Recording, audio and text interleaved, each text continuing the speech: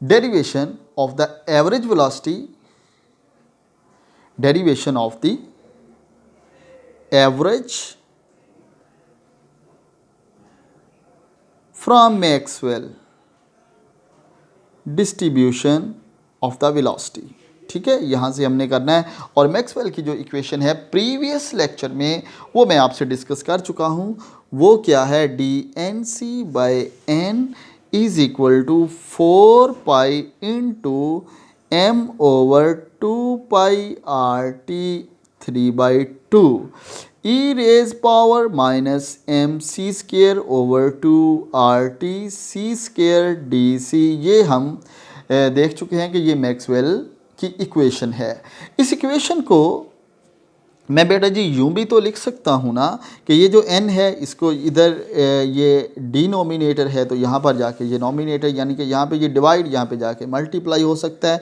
तो मैं लिख देता हूँ dNc n multiplied by 4πm/2πRT 3/2 e⁻⁻mc²/2RT c²/dc। ठीक है, इसको मैं इक्वेशन नंबर 1 कह देता हूँ कि ये इक्वेशन नंबर 1 है हमारे पास जी। तो अब हम ये देखते हैं कि हमें तो एवरेज फाइंड करना है और एवरेज हम थ्रू इंटीग्रेशन। अब देखें जी एवरेज हमारे पास होगा क्या, इस इक्वेशन को अगर हम देखें तो ये c bar integration 0 to infinity, यानी कि हम ये कह रहे हैं कि 0 से लेके infinity is number of the molecule. तो ये CDNC डिवाइडेड बाय द, बल्कि n जो है आप यहाँ पे लिखें, उसका इंटीग्रेशन नहीं, यानी कि इस पोर्शन का आपको इंटीग्रेशन लेना है। c क्या है, वेलोसिटी ऑफ द मालिक्यूल, और ये क्या है, ये जो total number of the gas molecule हैं, हम ये पहले डिस्कस करके आ चुके हैं। ठीक है, यानी कि हमारे पास जो एवरेज आपने बेटा जी फाइंड करना है वो फाइंड करना है जी c से, और इंटीग्रेशन है जी 0 से लेके इन्फिनिटी, लिमिट ये है, और किसकी, वेलोसिटी ऑफ द dNc जो total number of the molecule हैं उनकी, और फिर अगर हम इनको इसकी जो इंटीग्रेशन ली उसको total number of the n के ऊपर डिवाइड कर दें तो हमारे पास ये उसका एवरेज आ जाएगा। ठीक है, इसको अगर मैं कहूँ तो इक्वेशन नंबर 2 कह देता हूँ। ठीक है जी, ये इक्वेशन नंबर हमारे पास हो गई 2।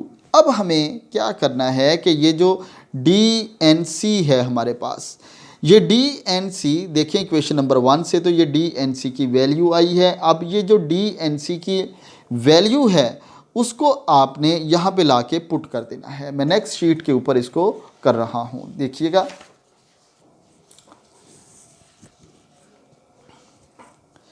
मैं यहाँ से स्टार्ट कर रहा हूँ भाई, प्रीवियस आपके पास है ना नॉलेज। ये देखें, ये हमारे पास है बेटा जी इक्वेशन नंबर 1 और इक्वेशन नंबर 2। अब जो इक्वेशन नंबर 1 से वैल्यू आई है उसको हम इक्वेशन नंबर 2 में पुट कर रहे हैं, यानी कि हमारे पास हो जाएगा बेटा जी c हमारे पास हो जाएगा, मैं अभी इसको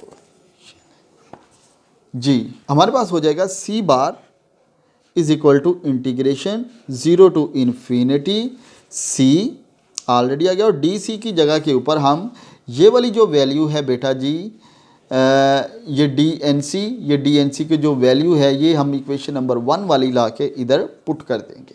ठीक है, ये जो dNc की वैल्यू है वो हमने यहाँ पे ला के पुट कर देनी है। ये c मैंने ऐसा लिख लिया, इसके नीचे n है, लें जी मैं n भी लिख देता हूँ।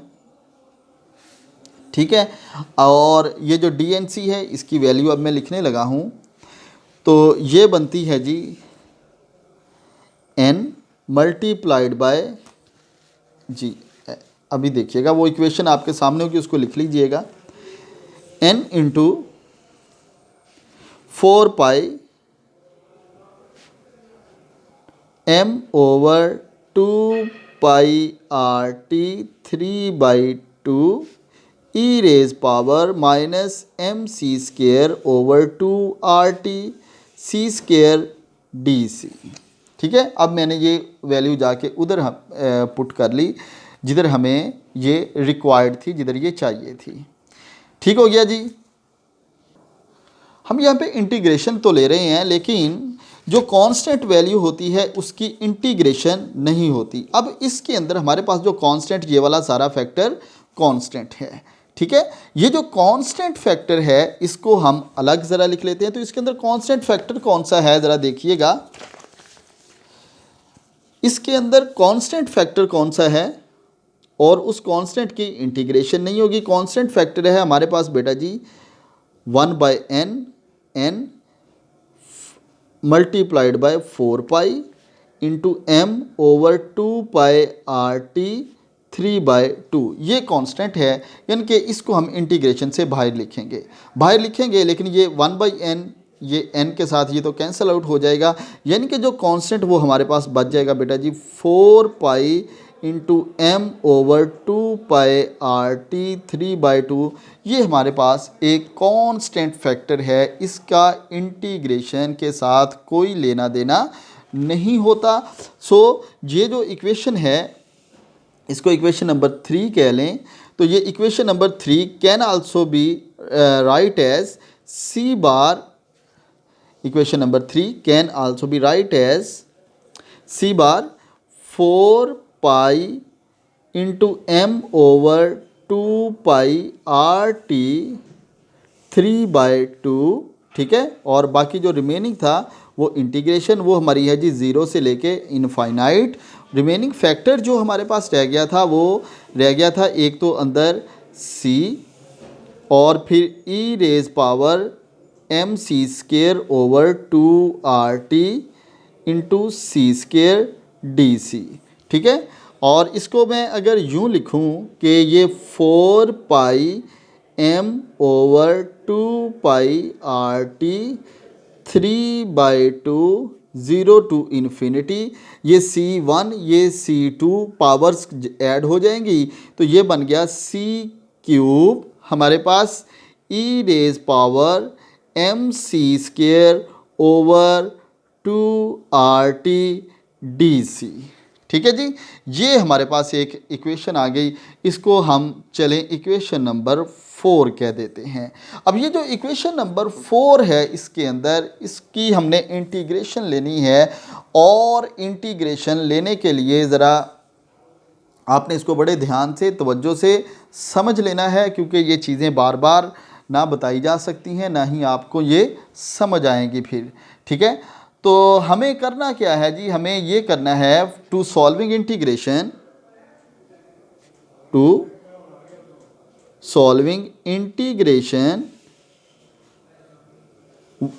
we suppose या put mc² over 2RT is equal to x²। ये हमें सपोज करना है।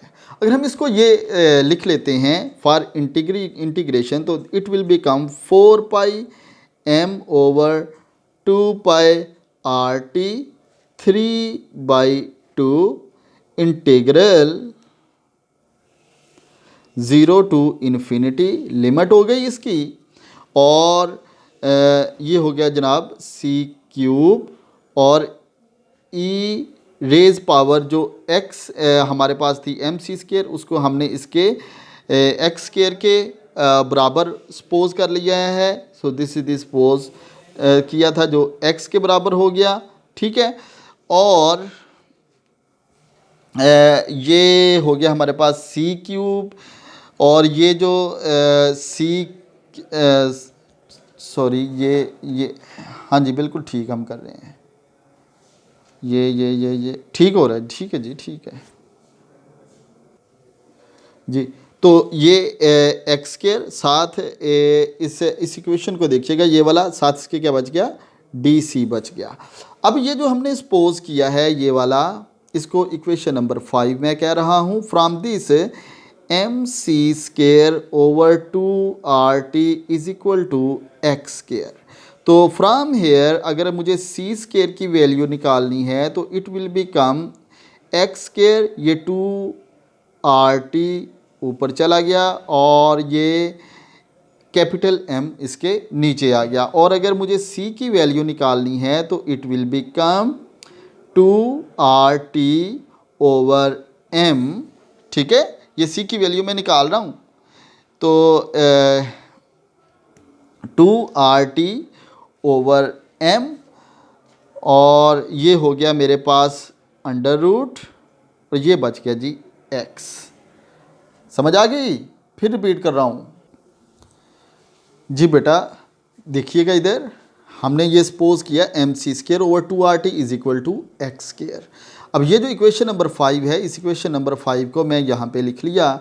यहाँ से मुझे c² की वैल्यू निकालनी थी, और c² की जब वैल्यू निकालनी थी तो मैंने किया क्या, मैंने जस्ट ये जो इधर 2RT डिवाइड हो रहा था इसको जाके इधर मल्टीप्लाई कर दिया, ये इधर मल्टीप्लाई हो रहा था इसको जाके मैंने डिवाइड कर दिया, तो ये हमारे पास फैक्टर आ गया। अब उसके बाद ये c², अगर मैं इसका ये स्क्वायर ख़त्म करूँ यानी कि c की वैल्यू ख़त्म करूँ तो हमारे पास फिर ये वैल्यू आती है, क्योंकि आपको पता है कि ये जो x² है यानी कि ये ऐसे होगा ना कि ये जो मैं इधर नीचे आपको समझा देता हूँ कि यानी कि जब मैंने इसकी पावर को ख़त्म किया तो ये बन गया 2RT over m 1/2 into x² 1/2। ठीक है, ये जो 1/2 है इसको आप अंडर रूट लिख देते हैं 2RT ओवर कैपिटल M, और इसका ये जो 1/2 2 के साथ कैंसिल, और ये सिर्फ इधर x बच जाता है। तो ये हमारे पास c की वैल्यू आ गई है।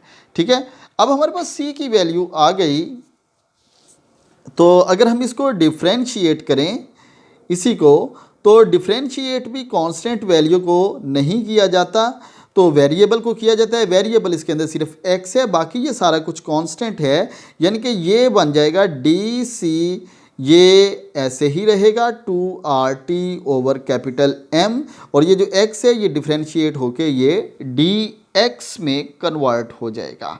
ठीक है, तो DC is equal to 2RT over M into dx है।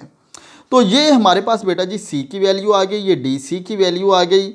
और अगर क्योंकि हमारे पास इधर ये देखिए ना, इधर ये हमारे पास C नहीं है बल्कि C³ है, हमने यहाँ पे जो वैल्यू निकाली वो C की निकाल ली है। तो C³ अगर हमें करना है तो यही वाली जो वैल्यू है, यही जो वैल्यू है मैं अलग पेज के ऊपर करता हूँ, क्योंकि फिर इधर मैं इक्वेशन को आगे लेके चलूँगा। ठीक है,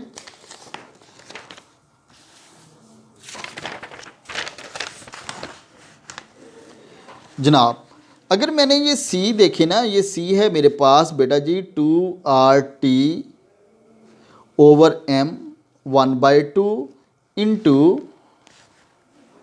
x, ऐसे ही है। तो मैं अगर कहता हूँ कि भाई मुझे C³ की चाहिए तो इसको 3 से मल्टीप्लाई कर दें, यानी कि 2RT ओवर M इंटू ये क्या हो जाएगा बेटा जी 3/2, और x की पावर भी 3 हो जाएगी, तो ये C³ की वैल्यू फिर ये वाली होगी। ठीक है, C³ की वैल्यू ये हो गई। ठीक है, तो हमारे पास अब जो इस इक्वेशन में देखें, मेरे पास जो इसकी इंटीग्रेशन लेनी है वो C³ है, DC है, और इसको तो हम ऑलरेडी सपोज कर चुके हैं। ठीक है, तो ये हमारे पास उनकी वैल्यूज़ आ गई हैं।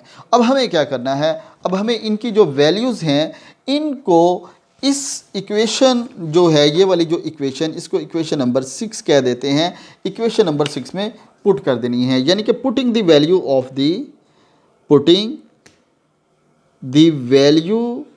ऑफ C³ DC, ठीक है, इन इक्वेशन नंबर 6। इस इक्वेशन नंबर 6 में आपको इसकी वैल्यूज़ को पुट कर देनी है। ये वाला तो कांस्टेंट फैक्टर है। ठीक है, इसको मैं ऐसा ही रखता हूँ, मैं सिर्फ इंटीग्रेशन को आगे लेके चलता हूँ, फिर हम बाद में इस फैक्टर को आगे जाके सॉल्व कर लेंगे, बार बार इसको लिखना पड़ेगा। सो मैं सिर्फ ये इंटीग्रेशन वाला बेटा जो फैक्टर है 0 to इन्फिनिटी, यानी कि C³ e raise power x² DC, इसकी वैल्यूज़ को यहाँ पे जाके मैं पुट करने लगा हूँ। ठीक है, अब C³ की जो वैल्यू आई, ये देखें जो मैंने निकाली थी, ये आपके पास इसकी ये वाली जो वैल्यू है इसको उठा के मैंने इधर पुट कर देना है, और जो DC की वैल्यू ये निकाली हुई है, ये देखें इसको मैंने उठा के इधर पुट कर देना है। सिंपल है, और तो कोई इसके अंदर ऐसी चीज़ है नहीं। तो मैं ले रहा हूँ जी 0 टू इन्फिनिटी इंटीग्रल, और सी क्यूब की जगह के ऊपर बेटा जी आ गया जो उसकी वैल्यू हमने निकाली वो है जी 2RT/m रेज पावर 3/2। ठीक है, ऐसे ही था। और ये एस सच आ गया एक्स स्केयर, और डी सी की जगह के ऊपर जो उसकी वैल्यू है ये वाली जो आपने निकाली है वो मैंने इधर फिर लिख दी, वो है जी 2RT/M। ठीक है, 1/2 dx साथ उसके मैंने लिख दिया। ठीक है, तो ये जो वैल्यू है उसको मैं यहाँ पे पुट कर दिया है। अब ज़रा एक टेक्निकल सा हमने इसको सॉल्व करना है, और बहुत इम्पॉर्टेंट है ये वाली जो आपकी डेरिवेशन, इसको ज़रा बहुत ध्यान से आप लोग देखिए। अच्छा, मैं ऐसे करता हूँ, ये दोनों वैल्यूज़ हैं, इन दोनों वैल्यूज़ को मैं एक साथ इकट्ठा कर देता हूँ। एक जैसी है ना, ठीक है। तो एक साथ में ज़रा इकट्ठा क्या, ताकि ये ई वाली एक साइड पर हो जाए और ये वाली दूसरी साइड पर हो जाए। तो जब मैंने ऐसा करने लगा हूँ तो देखिएगा मेरे पास क्या है जी, 0 to infinity 2RT/M 3/2 into 2RT/M 1/2 e raise power x square into dx। तो अब देखें ये एक जैसी हैं, पावर इनकी एडअप हो जाएंगी 0 टू इन्फिनिटी। तो अगर मैं इसको ऐसे लिख दूं कि 2RT/M 3/2, देखिएगा 3/2 प्लस 1/2 क्या हो गया 4/2, 4/2 2 बाकी बच गया, यानी कि इसकी रेज पावर 2। तो बाकी हमारे पास जो बच गया इसको मैं एक तरतीब से लिख लेता हूँ कि ये एक्स क्यूब, उसके बाद है जी ई रेज पावर एक्स स्केयर, और फिर है जी dx। ठीक है, ये हमारे पास एक टर्म आ चुकी, बहुत ज़्यादा सिंप्लीफाई हो चुकी। अब मैं नेक्स्ट शीट के ऊपर इसको सॉल्व करता हूँ, इसको आपने याद रखना है। अब ये वाली जो इक्वेशन तो आ गई हमारे पास। अब इस इक्वेशन में देखें ये 2RT/M रेज पावर 2 ये कांस्टेंट है, कांस्टेंट का इंटीग्रेशन नहीं होता, इसको हम बाहर निकाल लेते हैं। 2RT/M raise power 2 integration 0 to infinity X cube E raise power X square into dx। अगर आप इंटीग्रल का कहीं आप मैथमेटिक्स को जानते हैं तो ये वाला जो होता है ना इंटीग्रल, ये वाला जो इंटीग्रल है इसको कहते हैं स्टैंडर्ड इंटीग्रल। इसको क्या कहते हैं, इस इतने फैक्टर को, ये वाला जो इतना फैक्टर है ना बेटा जी ये वाला, इसको कहते हैं स्टैंडर्ड इंटीग्रल। और ये जो स्टैंडर्ड इंटीग्रल होता है x cube E raise power x के dx, इसकी वैल्यू जो होती है ना बेटा जी वो 1/2 होती है। इसकी वैल्यू इंटीग्रेशन की क्या होती है 1/2 होती है। ये आपको ऐसे याद रखना पड़ेगा। ठीक है, तो इसकी वैल्यू हो गई बेटा जी 1/2। इसका मतलब है कि ये वाली जो इक्वेशन है यहाँ पे, ये जो इंटीग्रेशन हम ले रहे थे ये वाली इसकी जगह पर आ गया 1/2, यानी कि हमारे पास आ गया 2RT raise power capital M 2 multiplied by 1/2। अब ये वाली जो वैल्यू आई है, जहाँ पर मैंने आपको पीछे छोड़ा था, मैंने ये कहा था कि हम बार बार उसकी वैल्यूज़ को ना लिखें, तो मैं जस्ट इंटीग्रेशन वाली वैल्यूज़ को ही आगे लेके चलता हूँ। ठीक है, तो मैंने जस्ट वो जो इंटीग्रेशन वाली वैल्यूज़ उनको आगे लेके चला। यहाँ पर देखिए ये जो इक्वेशन नंबर 6 है यहाँ पर, तो इसके बाद मैंने ये 4πm/2πRT और जो इंटीग्रेशन वाली थी वैल्यूज़ इनको आगे लेके चला था। तो अब हमारे पास यहाँ पे जाके जो अभी आया है रिज़ल्ट उसको हमने यहाँ पे जाके ऐड कर देना है, क्योंकि हम जस्ट जो इंटीग्रेशन वाली वैल्यूज़ थी उनको आगे लेके चल रहे थे। ये 4πm/2πRT 3/2 ये है, यानी कि अगर मैं यूँ कहूँ कि इसको हम इक्वेशन नंबर 6 में ले जाएं, और इक्वेशन नंबर 6 जो है बेटा उसको ज़रा आप लिख लें अपने पास। मैं बार बार लिखूँगा तो वीडियो बहुत पहले लेंथी होगी या और लेंथी हो जाएगी। इक्वेशन नंबर 6 को लिख लें आप, ठीक है। और जो इंटीग्रेशन की वैल्यू आई है इसको भी हम लिख लेते हैं, यानी कि हमारे पास जो वैल्यू बन गई बेटा, लिख लीजिए इक्वेशन नंबर 6 की वैल्यू, ओके हो गया। अब जो हमारे पास इक्वेशन नंबर 6 है, जब हमने वहाँ पे जाके ये वाली वैल्यू पुट की, ठीक है, तो हमारे पास ये बन गया C bar is equal to 4 pi M over 2 pi R T raise power 3/2, ये पहले ही था। और जो अभी हम फाइंड आउट करके लेके आए हैं वो है बेटा जी 2RT over capital M raise power 2 1/2, ठीक है। तो ये हमारे पास एक नई इक्वेशन कह लें आ गई, तो ये एक न्यू इक्वेशन है हमारे पास। अगर मैं इसको सिमिलरिटी की तरफ इसको सिंप्लीफाई अब करना है, तो सिंप्लीफाई करने के लिए ये पाई है, मैं इसको अगर ऐसे लिख लूँ तो कोई हर्ज तो नहीं है वैसे कि ये सी बार 4 पाई 1 ओवर पाई रेज पावर 3/2 लिख लूँ, ठीक है। रिमेनिंग हमारे पास क्या बच गया, m over 2 pi R T बच गया 3/2, और ये क्या है जी 2RT, ये सॉरी ये पाई तो कॉमन ले लिया ना, इधर बाहर निकाल लिया है, तो ये बच गया जी 2RT over m raise power 2 into 1/2। अब इसको सिंप्लीफाई की तरफ हम जा रहे हैं। ये जो बेटा जी 2 है, इस 4 के साथ इसको कैंसल आउट कर दिया मैंने। जब इसके साथ कैंसल आउट किया तो ये बच गया 2 पाई 1 ओवर पाई 3/2 इंटू ऊपर इसके जो है वो है जी m over 2RT raise power 3/2 2RT over m raise power 2। तो ये हमारे पास सिंप्लीफाई होकर ये वाली इक्वेशन आ गई है। अब इस इक्वेशन को हमने कैसे सॉल्व करना है, तो इसको देखिए, ये हो गया 2 पाई ओवर 1 ओवर पाई 3/2। अब ये है जी मेरे पास m over 2RT raise power 3/2। यहाँ पे मैं इसकी पावर को ज़रा ऐसे अगर लिख दूँ तो मेरा ख्याल है कोई फ़र्क नहीं पड़ना चाहिए। यानी कि ये देखिए कि अगर मैं ऐसे लिख दूँ कि ये 2RT ओवर m, अगर इसकी पावर मैं कह दूँ 3/2 है, और इसके साथ ये 2RT ओवर कैपिटल M इसकी 1/2 है। अगर मैं इसको ऐसे लिखूँ तो क्या ये पावर 4 नहीं बनती, 2RT ओवर कैपिटल M ये 2 ही नहीं बनती, ठीक है। यानी कि ये इसका जब एलसीएम लिया तो 2 कॉमन और 3 + 1 4, 4/2 बन गया। तो ये 4/2, ये 4/2 एक्चुअली 2 ही होता है ना, तो ये जो 2 है इसको मैं ऐसे भी लिख सकता हूँ, ऐसे भी लिख सकता हूँ। यानी कि ये वाला जो 2RT है, ये वाला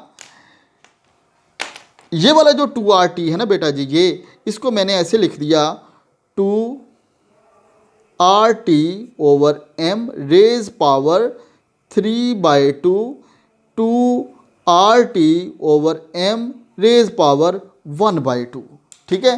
तो अब मेरा ये लिखने का पर्पज़ क्या है, मेरा लिखने का पर्पज़ ये है कि मैं इस टर्म को इसके साथ कैंसल आउट कर दूँ, और ये कैंसल आउट हो गई, ठीक है, ये कैंसल आउट हो चुकी है। जब ये कैंसल आउट हो गई, अब हमारे पास जो रिमेनिंग है बहुत ही सिंपल सी एक वैल्यू आ गई, वो आ गई 1 ओवर पाई 3/2, इधर है जी 2RT over m raise power 1/2, ठीक है। और आप देखिए मैं इसको ऐसे लिख देता हूँ कि ये जो 2 पाई है मैं, और ये 1 ओवर पाई रेज पावर 3/2 है, इसको मैं कुछ ऐसे लिखने लगा हूँ कि ये 2RT capital M under root, ये 1/2 अंडर रूट ही होता है ना, इसको मैं अंडर रूट में ले गया, ठीक है। अब यहाँ से देखिए मैंने जैसे इस इक्वेशन को मैंने यहाँ से कैंसिल आउट किया, इसको भी करने लगा हूँ। मेरे पास है बेटा जी यहाँ से ये है 2 पाई ओवर है पाई 3/2। अब ये जो पाई 3/2 है इसको मैं ऐसे लिख सकता हूँ पाई की पावर 1 मल्टीप्लाइड बाय पाई 1/2, ठीक है। ये देखिए ना, ये पाई की पावर अगर 1 हो और दूसरी पाई की पावर 1/2 हो, टोटल आप अगर देखें पावर को तो ये हो जाएगी, ये एलसीएम लिया 2 कॉमन, 2 + 1 यानी कि 3/2 ही बन जाएगी ना, तो ये 3/2 है। तो ये मैंने ये वाली जो 3/2 है इसको मैंने ऐसे लिख लिया। ऐसे लिखने का मेरा पर्पज़ ये है कि ये वाला जो पाई है वो इस पाई के साथ कैंसल आउट हो जाए, और ये हो गया। जब ये हो गया तो मेरे पास ये पाई कट ऑफ हो गया। रिमेनिंग जो बचा वो बच गया जनाब 1/2 ओवर पाई 1/2 ओवर 2RT कैपिटल M बन गया। ठीक है, अब ये पाई 1/2 ये भी अंडर रूट ही होता है ना, 1/2 भी क्या होता है, अंडर रूट ही होता है। तो लें जी, ये 2√2RT over pi capital M बन गया। ठीक है, समझ आ गई।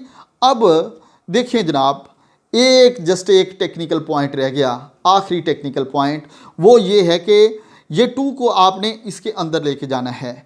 अगर आपके पास ये हो अंडर रूट और ये अंडर रूट हो 4, इसका अगर आप अंडर रूट ख़त्म करें तो कैसे करेंगे, आप कहेंगे कि ये जो 4 है ना, इसकी पावर हो गई 1/2, और ये जो 4 है ये 2 का स्क्वायर 1/2, यानी कि 2 के साथ कैंसिल, बाकी कितना बच गया, 2 बच गया। तो अगर मैं इस 2 को इस अंडर रूट के अंदर लेके जाऊं तो ये बेटा जी 4 बनेगा। ये क्या बनेगा, 4 बनेगा। यानी कि ये इक्वेशन मेरे पास कुछ ऐसे हो जाएगी बेटा जान कि 2RT multiplied by 4 over pi capital M, और ये अगर फाइनल इसको करें तो ये बन गया हमारे पास 8RT pi over capital M, और यही हमें C बार का फार्मूला फाइंड करना था, जो हमने कर लिया कि C bar 8RT over pi capital M under root होता है। तो ये लें बेटा जी, ये इसकी डेरिवेशन है। इसको ज़रा ध्यान से देखिएगा, गौर से देखिएगा, बड़ी इंटरेस्टिंग है और समझने वाली चीज़ें हैं। थैंक यू, अल्लाह हाफिज़।